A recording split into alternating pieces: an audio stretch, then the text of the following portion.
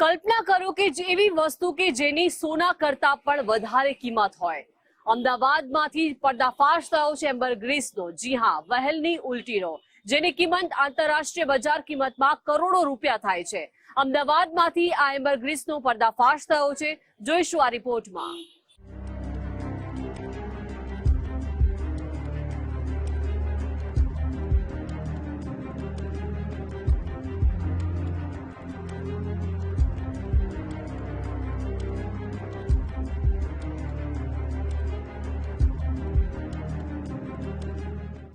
જે સોના કરતા પણ મોંઘી છે, જેનો ભાવ કરોડોમાં છે, જેને ફ્લોટિંગ ગોલ્ડ એટલે કે તરતું સોનું કહેવામાં આવે છે, જેનો ઉપયોગ એક નહીં પણ અનેક ચીજ વસ્તુઓમાં થાય છે.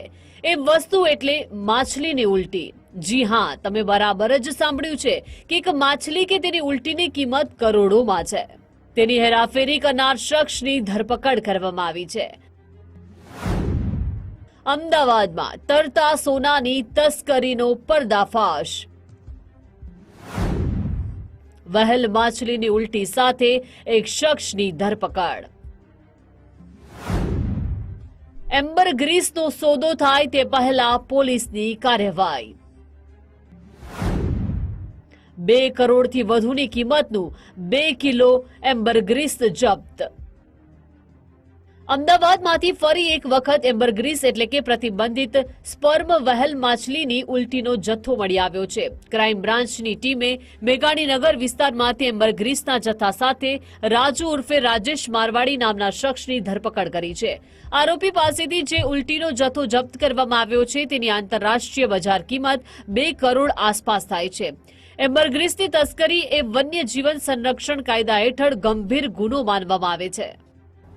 રાજુ મારવાડી જે મૂળ રાજસ્થાનનો રહેવાસી છે અને ઘરેથી એને કાઢી મૂકવામાં આવેલ છે અને પોતે ઘણા સમયથી મેઘાણીનગર વિસ્તાર અને અલગ અલગ અમદાવાદના વિસ્તારોમાં ટેમ્પરરી અલગ અલગ જગ્યાએ રહેતો આવે છે. કોઈ એનું ફિક્સ સરનામું એવું અથવા એનું પોતાનું ઘર હોય એ રીતે કોઈ હતું નહીં અને આવી રીતે કોઈ બી ગેરકાયદેસર નાની મોટી વસ્તુઓ મળતી હોય એનું વેચાણ કરવું એવા કામમાં એ સંડોવાયેલો હતો.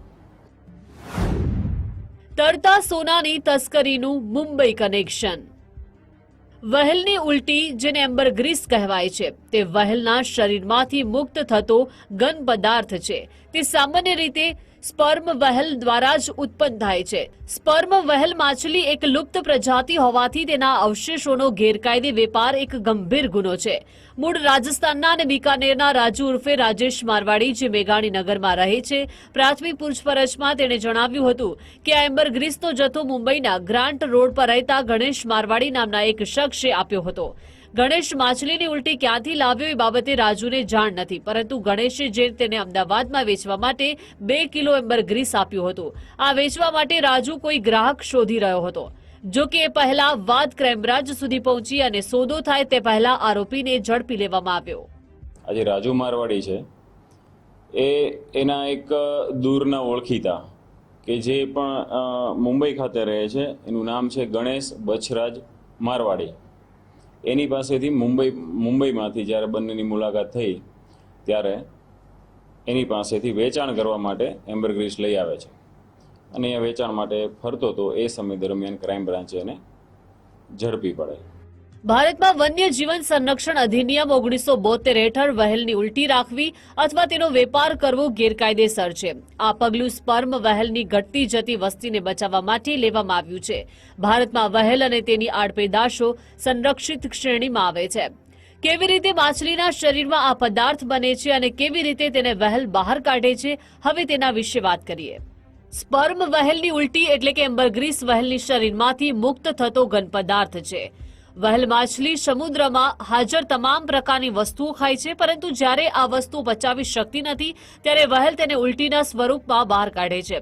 આ પદાર્થ સમુદ્રની સપાટી પર આવે છે અને ઘન બને છે. તે સામાન્ય રીતે સ્પર્મ વહેલ દ્વારા જ ઉત્પન્ન થાય છે. તેનો રંગ કાળો, ગ્રે કે સફેદ સુધીનો હોઈ શકે છે અને તે મીણના ઘન ટુકડા જેવો દેખાય છે. કેમ કે એક માછલીની ઉલટીની કિંમત કરોડોમાં છે. આખરે આ ઉલટીમાં એવું તો શું હોય છે અને તેનો ઉપયોગ કઈ કઈ વસ્તુઓમાં થાય છે, હવે તે જાણીએ. એમ્બરગ્રીસમાં તીવ્ર ગંધ હોય છે, પરંતુ મોટી પરફ્યુમ કંપનીઓ તેને કરોડોમાં ખરીદે છે. તેની વિશેષતા એ છે કે પરફ્યુમની સુગંધ લાંબા સમય સુધી ટકાવી રાખે છે. પરફ્યુમ ઉદ્યોગમાં સફેદ રંગની એમ્બરગ્રીસની સૌથી વધુ માંગ છે. એમ્બરગ્રીસનો ઉપયોગ માત્ર પરફ્યુમમાં જ નહીં પરંતુ દવાઓમાં પણ થાય છે. તેનો ઉપયોગ ઘણા પ્રકારના રોગોની સારવારમાં થાય છે, ખાસ કરીને જાતીય સમસ્યાઓની સારવારમાં. તદુપરાંત તે પ્રાચીન સમયમાં તેના ઔષધિ ગુણધર્મો માટે જાણીતું છે. એણે અગાઉ વર્તમાન પત્રોમાં અને એવું વાંચેલું કે આ વસ્તુ વેલ માછલી જે વોમિટ છે ને ખૂબ જ કિંમતી હોય છે, કે જેની માર્કેટ પ્રાઇસ 1 કિલોગ્રામના 1 કરોડ રૂપિયા જેટલીની પ્રાઇસ હોય છે, કે એ એટલી પ્રાઇસ એના મનમાં એક હતી જ. એટલે એને આવી જ્યારે વસ્તુ મળે છે ત્યારે એને વેચવા માટેના પ્રયત્નો કરેલા.